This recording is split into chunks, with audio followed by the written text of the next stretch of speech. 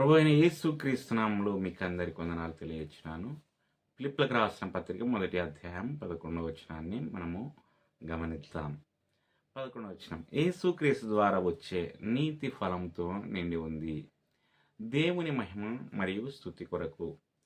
ఈ వచనం నుండి ఇక్కడ 3 పాఠాలు మనం నేర్చుకుందాం. మొదటగా, నీతి యేసు ద్వారా వస్తుంది. నిజమైన నీతి మన స్వంతంగా సాధించేది కాదు, యేసుక్రీస్తు ద్వారా మనకు ఇవ్వబడుతుంది. మన మంచి పనులు ఆయన పైన మనకున్న విశ్వాసం ఫలితంగా ఉండాలి, కేవలం వ్యక్తిగత ప్రయత్నం కాదు. రెండవది, ఆధ్యాత్మిక ఎదుగుదల ఫలాలను ఉత్పత్తి చేస్తుంది. మనం క్రీస్తులో నివసించినప్పుడు మనం సహజంగానే నీతి ఫలాన్ని ఉత్పత్తి చేస్తాము. ఇందులో మంచి స్వభావము, ప్రేమ మరియు దైవిక చర్యలు ఉంటాయి. ఇది గలతీయులకు రాసిన పత్రిక 5వ అధ్యాయం 22 నుంచి 23 వచనాలతో ఆత్మఫలముతో సరిపోయింది.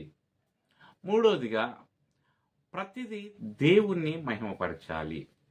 నీతివంతమైన జీవితాన్ని గడపడంలో మన అంతిమ ఉద్దేశం దేవునికి మహిమ మరియు స్తోత్రం తీసుకురావడం.